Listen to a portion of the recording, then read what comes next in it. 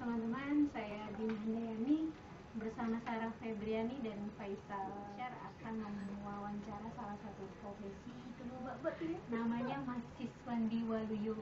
Beliau berprofesi sebagai seorang trader, tepatnya forex. Untuk mempersingkat waktu, kita mulai tanya langsung aja. Mas Andi, kapan sih Mas memulai profesi ini sebagai trader? Saya sebagai trader itu saya mulai dari tahun 2005 ya. Semenjak saya lulus kuliah, saya kenal forex ini, dan semenjak itu saya tertarik dan sampai sekarang saya tetap menjalankan ini. Terus di mana pertama kali Mas memulai menjadi seorang forex? Seorang trader. Sorry. Iya.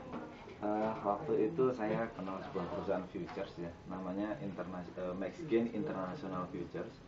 Saya ikuti training di situ, dari situlah saya memulai bisnis ini.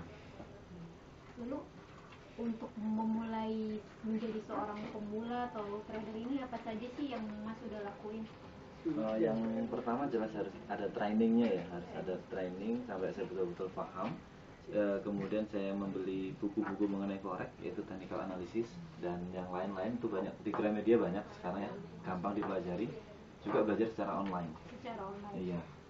Nggak ada orang yang mendukung, maksudnya yang melatih, mentraining sendiri, Untuk pertama kali dari MaxGain itu. Kemudian selanjutnya saya lebih banyak belajar sendiri. Terus dengan siapa Mas Andi memulai bisnis ini, trader ini? Ya. Apakah join dengan orang lain, dengan modal dari orang lain, atau Mas sendiri? Untuk pertama kali waktu itu saya joinan dengan 5 orang ya, 5 orang, karena ini bisnis yang perlu biaya yang besar, karena minimal dia harus 100 juta. Saya waktu itu bersama 5 orang teman saya. Berarti ya, 100 juta. Untuk bisa memulai bisnis ini kita perlu dana 100 juta. Saya joinan dengan 5 rekan saya. Itu biasanya mata uangnya bebas, nanti yang penting kita investasikan dulu 100 juta. Nanti untuk transaksinya itu bebas, kita mau di pound sterling boleh, euro boleh, yen boleh, banyak macamnya ya. Bagaimana cara Mas Andi menjalankan bisnis ini, mungkin dari strategi atau apa gitu? Oh ya, cara menjalankannya sebenarnya saya seperti tidak di laptop ini, mungkin bisa di Zoom ya. Jadi kalau kita perhatikan di sini ada banyak chart-chart, inilah yang mata uang yang selalu saya perhatikan. Ini kebetulan adalah euro. Jadi saya melihat trennya. Nah, kalau dia trennya turun, saya ambil posisi jual. Kalau dia naik, nanti saya ambil posisi beli.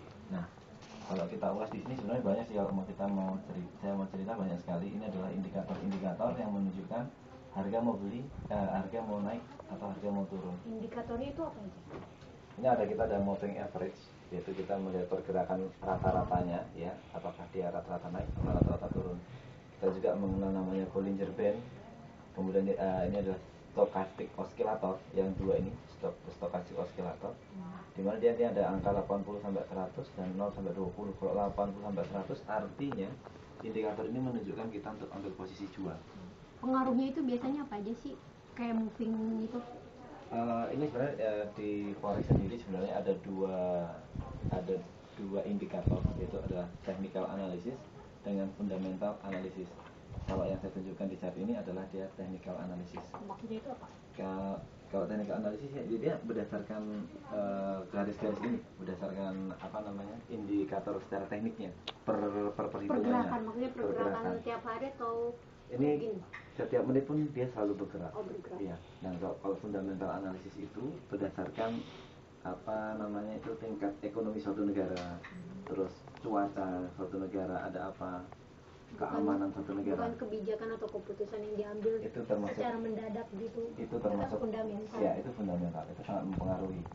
Karena jika fundamental sudah berjalan, artinya ada, misalnya Inggris lagi tiba-tiba ada bom, maka nilai mata uang pound sterling akan otomatis drop, dan ini nggak berlaku. Padahal dia bilangnya misalnya dia di bawah, dia bilang buy, tapi karena adanya fundamental ini jadi nggak berlaku. Jadi keadaan suatu negara itu membawa pengaruh besar juga ya? Sangat mempengaruhi mata uang. Selain itu indikasinya apa lagi kalau ada pergerakan? Yang mengindikasikan maksudnya? Tadi kan penurunan, kalau kenaikan itu indikasinya? Oh gini, kalau di mata uang ini kan saya bilang tadi kita adalah melihat tren ya. Kalau trennya turun kita jual, kalau trennya naik kita beli. Para pelaku pasar di sini, kalau seperti saya ini sebenarnya hanya pelaku kecil lah ya. Yang lebih banyak bermain di sini adalah para bankers ya sebenarnya. Jadi kalau banyaknya orang yang melakukan transaksi mata uang itu beli, misal di pound sterling nih, semua orang di dunia ini melakukan transaksi beli, maka mata uang tersebut akan naik. Kita tinggal ikutin aja. Makanya disebut strateginya adalah follow the trend. Ikuti trennya. Selama ini pernah nggak ngalamin kayak yang perubahan yang drastis kayak tiba-tiba jatuh? Oh, mendadak yang kalau di forex ini ada, itu adalah 1 bulan 1 kali. Minggu pertama hari Jumat jam 7:30 malam itu kita ada namanya news yang disebut dengan namanya payroll ya, sistem gaji di Amerika. Jika sistem gajinya itu kita punya data, jadi setiap bulan ke bulan ada data, kita bandingkan antara bulan lalu dan bulan sekarang. Kalau bulan sekarang lebih baik, maka mata uangnya akan naik drastis.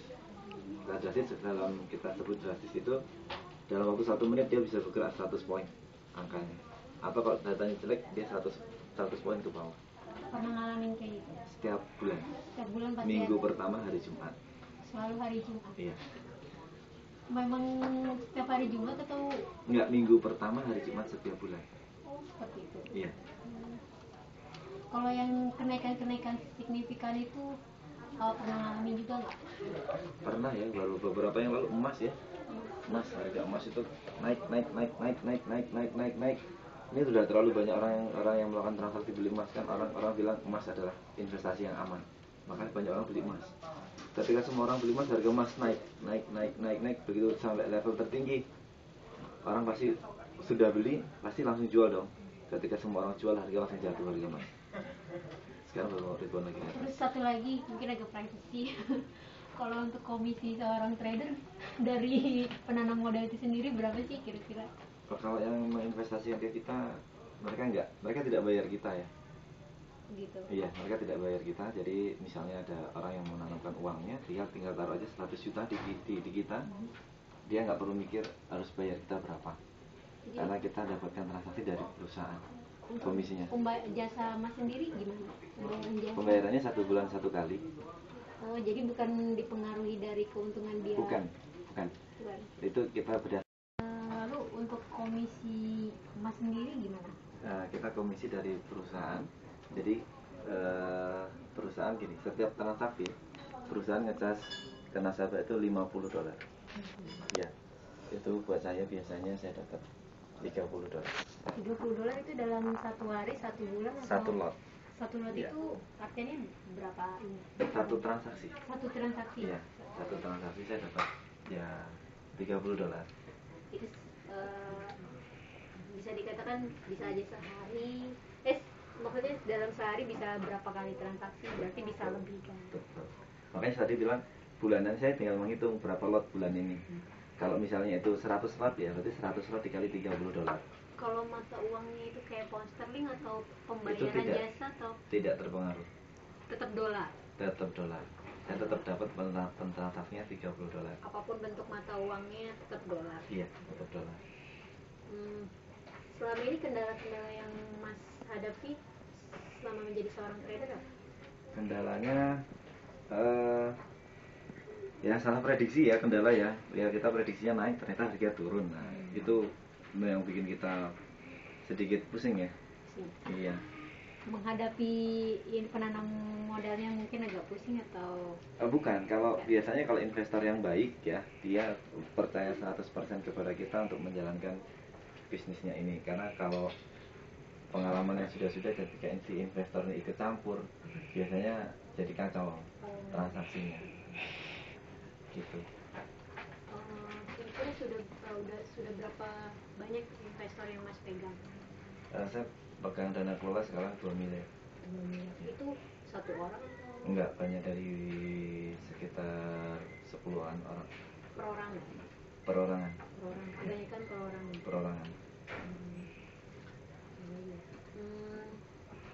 Biasanya biasanya dilakuin kalau untuk transaksi ini apa di rumah aja dalam waktu senggang atau? Oh, kalau trader ya, every time, everywhere, anytime bisa dilakukan, yang penting ada internet. Iya. Tidak ada ikatan untuk ditempatkan di sini atau apa? Oh enggak. Yang penting mau dari coffee shop, mau dari mall, mau dari rumah, mau dari mana-mana aja bisa. Yang penting ada internet. Dan internetnya bagus ya buat transaksi ya. Jangan sampai putus-putus. Mas sendiri sangat menyukai profesi ini apa ada mau membuka profesi lain atau gitu? Oh enggak, saya sangat menyukai ini ya. Kenapa? Karena di sini saya bisa mengamati perkembangan ekonomi dunia every day ya. Saya lihat perkembangan ekonomi dunia, dampaknya apa jika mata uang ini naik atau mata uang ini turun ya. Jadi saya bisa mengamati semua negara secara ekonomi. Kayaknya profesinya asik juga ya. Duitnya banyak. Tanpa ada ikatan peraturan. Ya. Saya rasa cukup sampai di sini pertanyaannya, semoga mewakili semuanya. Mas Andi, terima kasih udah jawab pertanyaan dari saya. Ya. Thank you ya Mas. Ya, terima kasih.